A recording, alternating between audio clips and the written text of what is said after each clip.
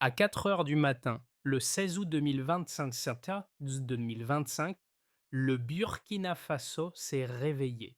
57 camions d'armes ont été saisis près de la frontière lors d'une opération éclair. Ce total, presque irréel, a révélé l'ampleur d'un projet clandestin prêt à faire basculer une région déjà meurtrie, tandis que drones et patrouilles verrouillaient l'itinéraire.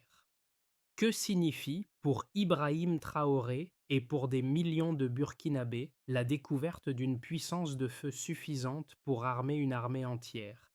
Et que dit-elle des forces qui œuvrent dans l'ombre?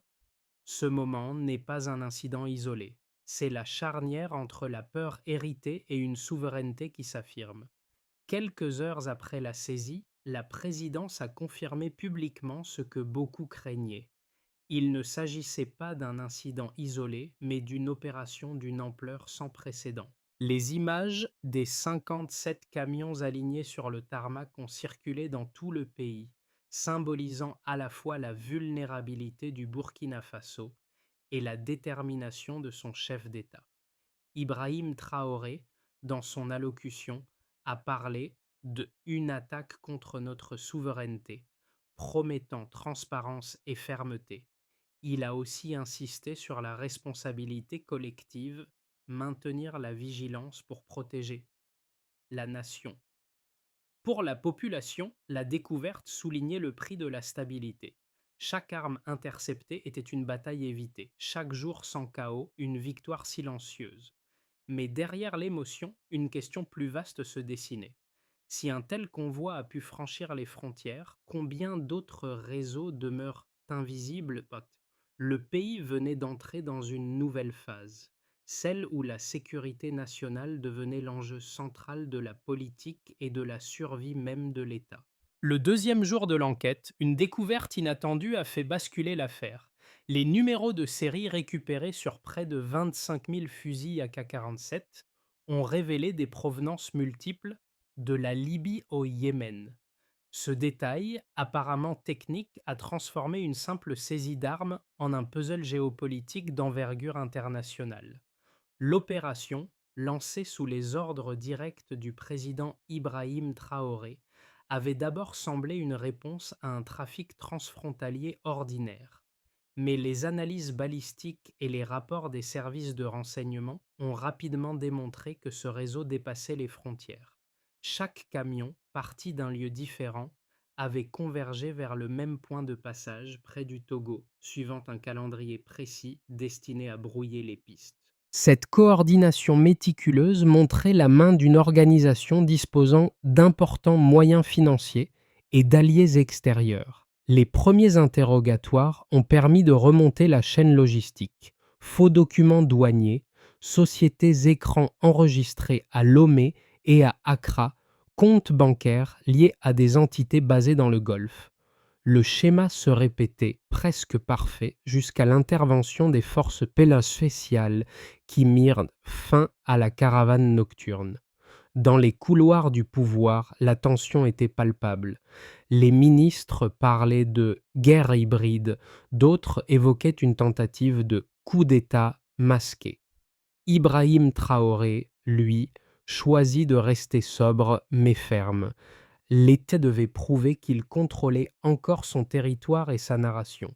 Ce n'était plus seulement une affaire de sécurité, c'était un test de souveraineté. Chaque chiffre du rapport, les 57 camions, les 700 millions de dollars estimés, les 70 000 grenades saisies, devenaient un symbole de résistance. Et pour la première fois depuis longtemps, le Burkina Faso se voyait au centre d'un récit qu'il écrivait lui-même, non plus comme victime, mais comme acteur d'un réveil continental. Dès le troisième jour, l'enquête prit une tournure humaine. Les visages derrière les uniformes apparurent. Le capitaine Moussa Kaboré, celui qui avait intercepté le convoi, fut propulsé au rang de symbole. Dans son récit, la tension est palpable. Un convoi silencieux, des camions avançant dans la nuit, puis la décision d'arrêter malgré l'incertitude. Ce geste d'initiative illustre le maillon décisif entre la vigilance du terrain et la réaction présidentielle. Ibrahim Traoré, informé en temps réel, aurait ordonné la saisie complète en une phrase. Aucun tir, aucune perte, capturez tout. Cette rigueur se traduisit immédiatement par un effet domino. Les forces spéciales sécurisèrent les zones frontalières, tandis que les médias d'État diffusaient les premières images. Le choc fut immense. Pour la population, ces armes n'étaient plus des abstractions, mais la preuve matérielle d'une guerre qui aurait pu éclater. Les premières réactions internationales confirmèrent l'ampleur du dossier. Certains diplomates parlèrent d'incidents graves, d'autres de réussites logistiques sans précédent. Mais, à Ouagadougou, le message était clair. La vigilance citoyenne serait désormais une première ligne de défense. Sur les marchés et dans les écoles, on parlait moins de peur que de fierté. Une phrase circulait. Cette fois, c'est nous qui avons empêché la tempête.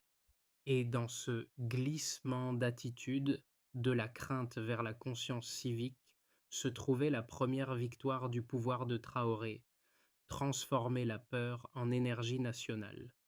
L'enquête s'accéléra dès la 4e journée, révélant l'ampleur du réseau et la profondeur du complot.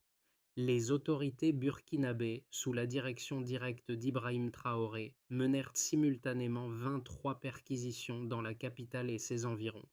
Dans 17 entrepôts, les équipes de sécurité découvrirent des stocks d'armes parfaitement conditionnés, fusils d'assaut, grenades, lance-roquettes, missiles anti-aériens et explosifs de précision. À mesure que les scellés tombaient, une vérité se dessinait. Ces cargaisons n'étaient pas isolées, mais faisaient partie d'un plan structuré, financé depuis l'étranger. Le tournant survint avec l'arrestation de François Bongo, un homme d'affaires influent, connu pour ses liens politiques. Sous pression, il craqua et livra des aveux stupéfiants. Des réunions secrètes s'étaient tenues à Accra avec la participation de délégués venus d'Abidjan, de représentants européens et de consultants militaires liés à des firmes occidentales. L'objectif était explicite: renverser le président Traoré et installer un gouvernement aligné sur les puissances étrangères. Le plan portait un nom de code cynique: Opération Démocratie Restaurée. Dans les jours qui suivirent, le président Traoré convoqua une réunion du Conseil national de sécurité. Sur la table, les chiffres glaçants: 25 000 AK-47, 10 000 M16, 60 000 grenades, 500 lance-roquettes et 400 missiles anti-aériens. Si ces armes avaient atteint leur destination, dit-il, le pays serait aujourd'hui en flammes. Autour de lui, le silence dominait. Ce n'était plus une affaire de contrebande, c'était une tentative de guerre par procuration. Le lendemain, la riposte fut immédiate. Conférences de presse, communication millimétrée, coordination diplomatique. Le gouvernement afficha sa fermeté. Pas de compromis, pas de libération sous pression. Dans les rues de Ouagadougou, des milliers de citoyens descendirent manifester leur soutien, brandissant des pancartes: Nous sommes debout. Mais la tension internationale monta d'un cran. Des chancelleries occidentales exigèrent la libération de certains détenus, qualifiant leur arrestation de arbitraire. Traoré répondit calmement: Avoir un passeport diplomatique ne donne pas le droit de déstabiliser un pays. Cette phrase, reprise par les médias africains, marqua un tournant symbolique. Pour beaucoup, elle résonnait comme un acte d'indépendance, un refus clair des ingérences. Dans les coulisses, les enquêteurs burkinabés poursuivaient leur traque financière. Les fonds liés à l'opération furent localisés. 1 milliard de dollars transitant par des sociétés écrans en Europe et au Moyen-Orient. Ce flux d'argent confirmait la dimension mondiale du complot. Alors que les preuves s'accumulaient, Ibrahim Traoré prit la parole une nouvelle fois à la télévision nationale. Derrière lui, les armes confisquées formaient un mur d'acier. Il déclara: Nous ne sommes plus endormis, nous sommes éveillés, et désormais, personne ne jouera avec l'avenir du Burkina Faso. Cette déclaration fit office de ligne rouge. Pour le peuple, elle symbolisait le moment où la peur changea de camp. L'équipe d'enquête, appuyée par les services de renseignement militaire, publia un rapport préliminaire saisissant. En chiffres, l'opération représentait plus de 700 millions de dollars d'armes et d'équipements militaires. Mais au-delà du montant, trois données résumaient la portée du scandale. Par ailleurs, les 57 camions interceptés. Chaque véhicule transportait en moyenne 200 fusils d'assaut, 15 caisses de grenades et 8 roquettes anti-chars. Selon les experts, ce seul convoi suffisait à équiper près de 40 000 combattants, soit l'équivalent d'une armée entière. Cette estimation, corroborée par les inspecteurs internationaux, montrait à quel point l'opération dépassait le cadre du trafic illégal. Par ailleurs, la traçabilité des armes. Grâce à l'analyse médico-légale des numéros de série, 68% des fusils provenaient de stocks libyens issus de la guerre civile, tandis que 22% avaient été fabriqués récemment dans des usines de pays membres de l'OTAN. Le reste, environ 10%, venait de reventes détournées via des intermédiaires privés. Chaque pourcentage racontait une histoire de réseau, d'opportunisme et de complicités étatiques. Par ailleurs, la logistique financière. Les transferts bancaires identifiés s'élevaient à 0,3 milliards de dollars, répartis sur 41 comptes dans 7 juridictions: Dubaï, Chypre, Luxembourg, le Nigeria, la Côte d'Ivoire, la Suisse et le Royaume-Uni. Les flux avaient été fragmentés en micro-tranches de moins d'1 million pour échapper à la détection automatique. Cette sophistication révélait la participation de spécialistes financiers aguerris. Chaque chiffre, replacé dans sa dynamique, dessinait la courbe d'un projet d'instabilité. Si l'opération avait réussi, le Burkina Faso aurait connu une insurrection simultanée sur plusieurs fronts: sabotage, désinformation, infiltration militaire. Mais ce scénario fut interrompu par un enchaînement précis de décisions: la vigilance du capitaine Kaboré, la coordination tactique du général Zerbo et la réactivité d'Ibrahim Traoré qui imposa la transparence totale. À mesure que les données affluaient, le président prit conscience que l'affaire ne se limitait pas à son pays. Les correspondances retrouvées dans les ordinateurs saisis mentionnaient explicitement le Mali, le Niger et la Guinée, tous visés par des plans similaires. Pour la première fois, les chiffres révélaient un fil conducteur régional, un effort concerté pour remodeler le Sahel selon des intérêts extérieurs. Dans sa nouvelle allocution, Ibrahim Traoré choisit un ton analytique plutôt que guerrier. Il expliqua que la véritable victoire n'était pas d'avoir saisi les armes, mais d'avoir mis au jour la méthode. Les chiffres, dit-il, ne mentent pas. Ils révèlent la mécanique des ingérences. En quelques phrases, il transforma un scandale militaire en leçon politique. La souveraineté se mesure aussi en capacité à lire les données du pouvoir. Lorsque les premières conclusions de l'enquête furent rendues publiques, les réactions se divisèrent. D'un côté, les soutiens d'Ibrahim Traoré y voyaient la preuve éclatante d'une tentative de déstabilisation orchestrée par l'extérieur. De l'autre, certaines chancelleries occidentales, relayées par leurs médias, avancèrent l'hypothèse d'une exagération politique. Pour elles, la quantité d'armes saisies semblait trop colossale pour être crédible. Les observateurs sceptiques pointaient l'absence de confirmations indépendantes.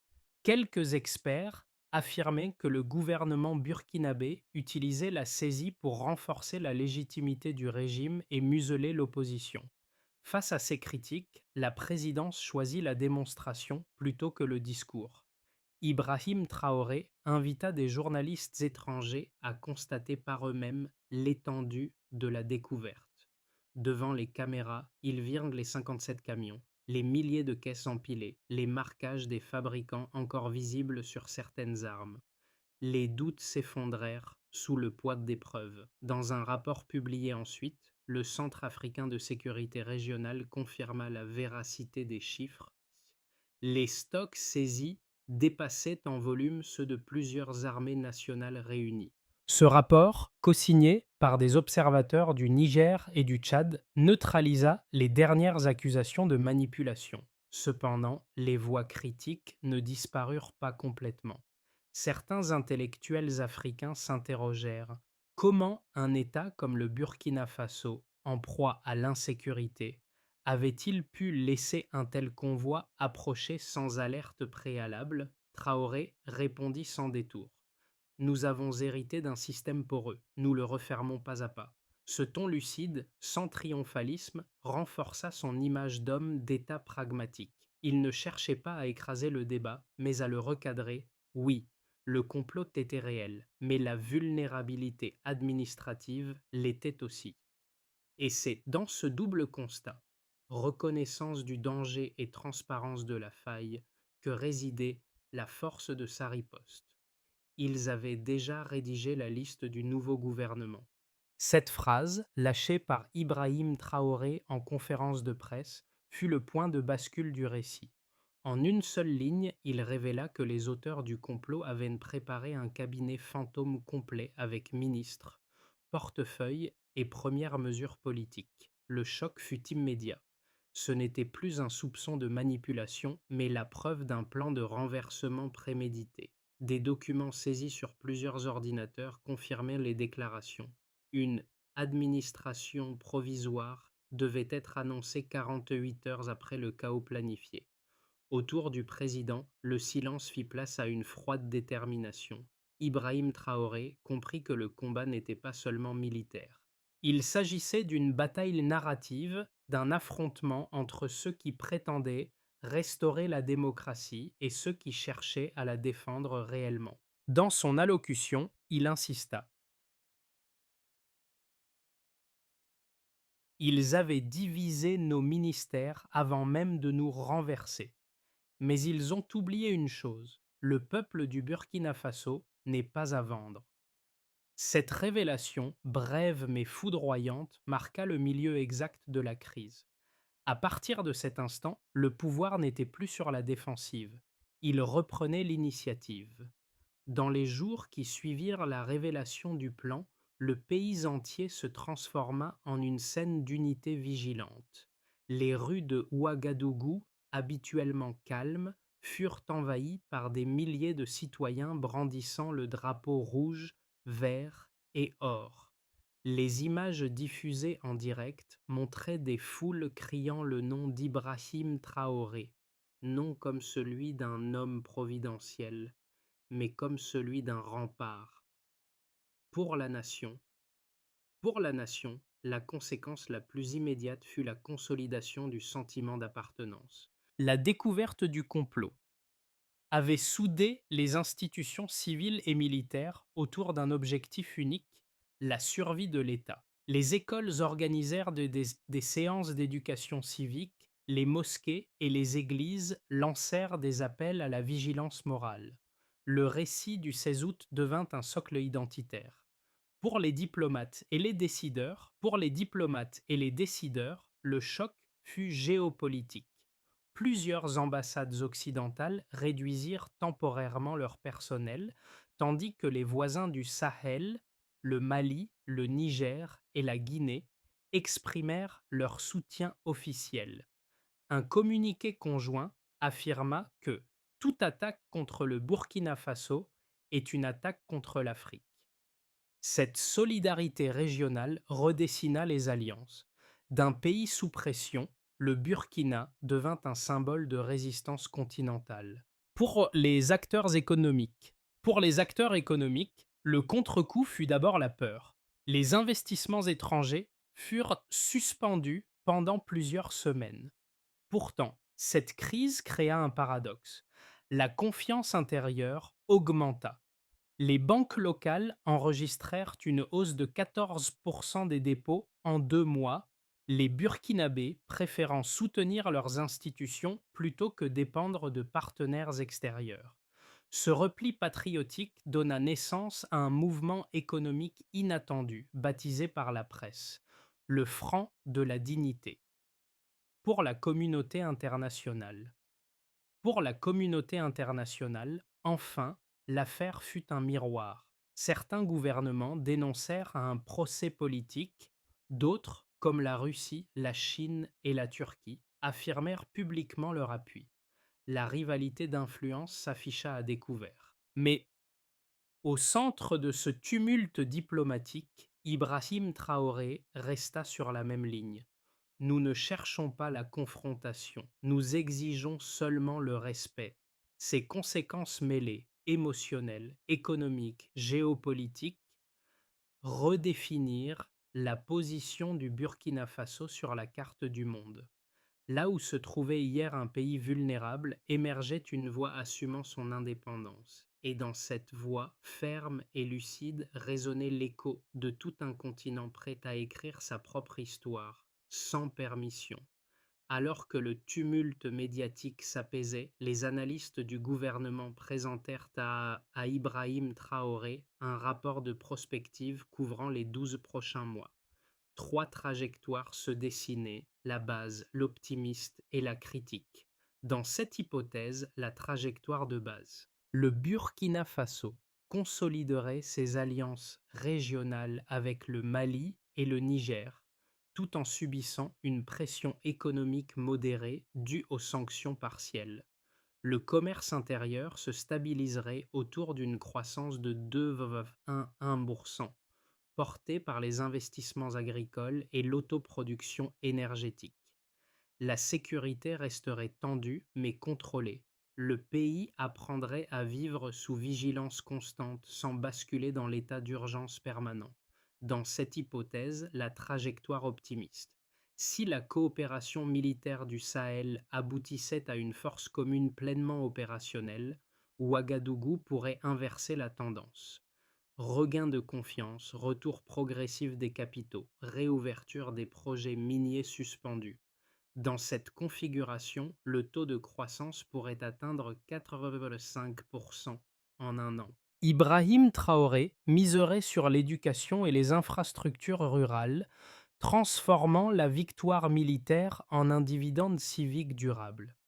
Dans cette hypothèse, la trajectoire critique. Un effondrement serait possible si les pressions extérieures s'intensifiaient, embargo, désinformation ou sabotage économique. Les coûts d'importation grimperaient de 40%, les revenus de l'or chuteraient et la dette publique deviendrait insoutenable. Pour éviter ce piège, le rapport recommandait trois mesures: renforcer la transparence financière, numériser les procédures douanières et ouvrir un canal de dialogue direct avec les pays non alignés. Ibrahim Traoré conclut la réunion en résumant la philosophie du moment. Nous devons planifier comme si tout dépendait de nous et agir comme si rien n'était impossible. Cette phrase, reprise par les médias nationaux, devint un mot d'ordre.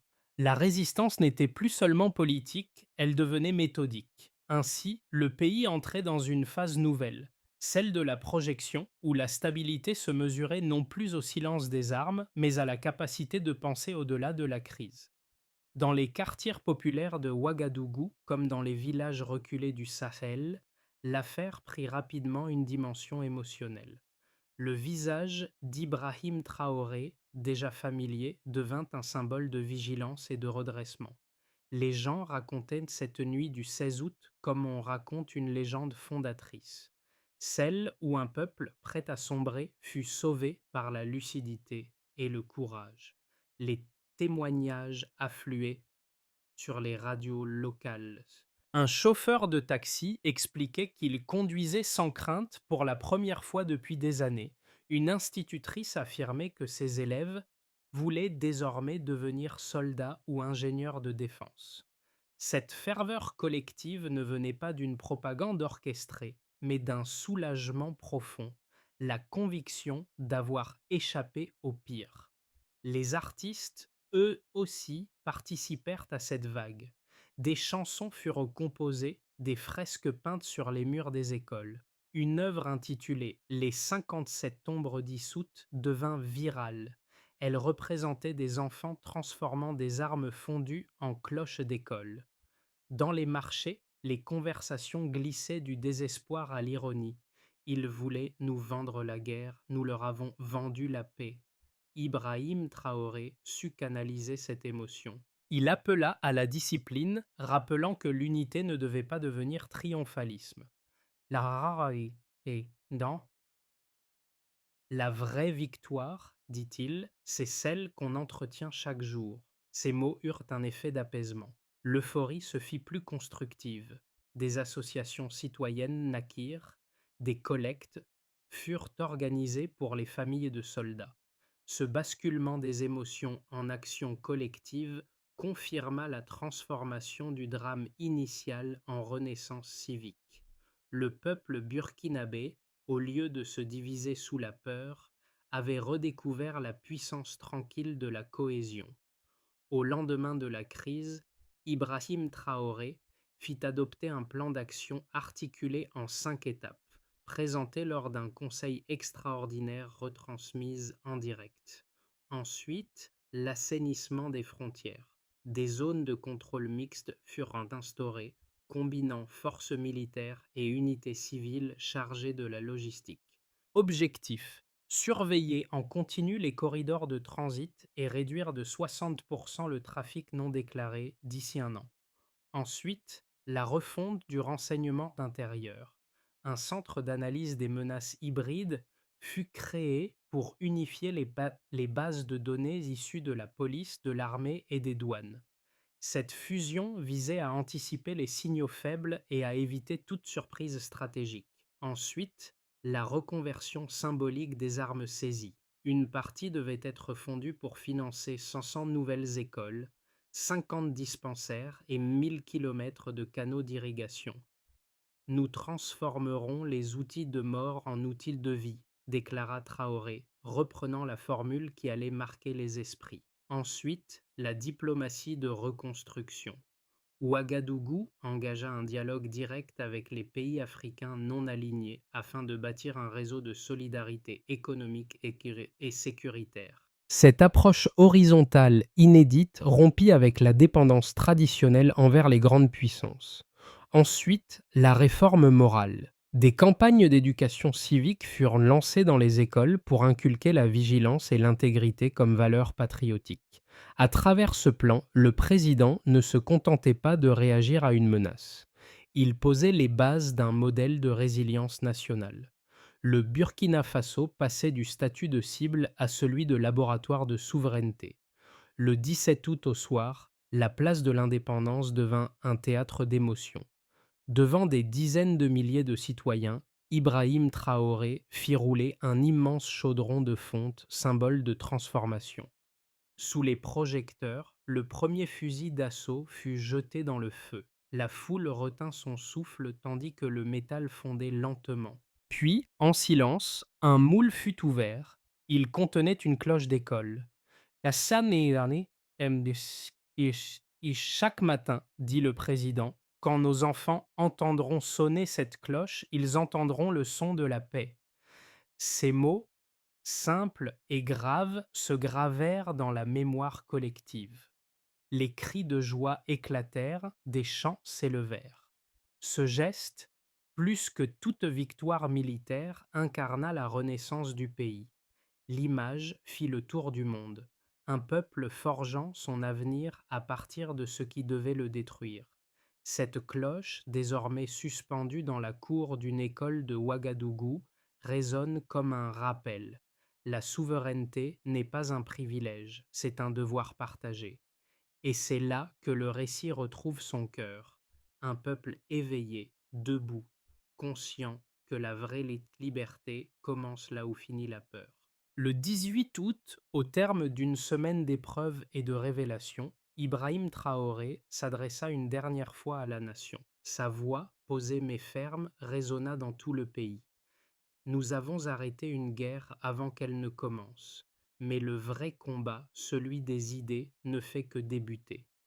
Ce message n'était pas une clôture, mais une ouverture. Il invita les Burkinabés à parler, à débattre, à reconstruire sans haine. Il rappela que la vigilance collective valait mieux que la peur individuelle. et il tendit la main à l'Afrique tout entière. Nous ne serons forts qu'ensemble. Dans les rues, les discussions reprirent, non plus sur la peur, mais sur les projets. École, route, justice. Les médias titrèrent de la nuit du convoi au matin de la conscience. Ce jour-là, le Burkina Faso ne célébrait pas seulement une victoire contre les armes, mais contre le silence. Et tandis que la cloche de l'école retentissait de nouveau, chacun comprit que cette histoire n'était pas finie, elle venait à peine de commencer.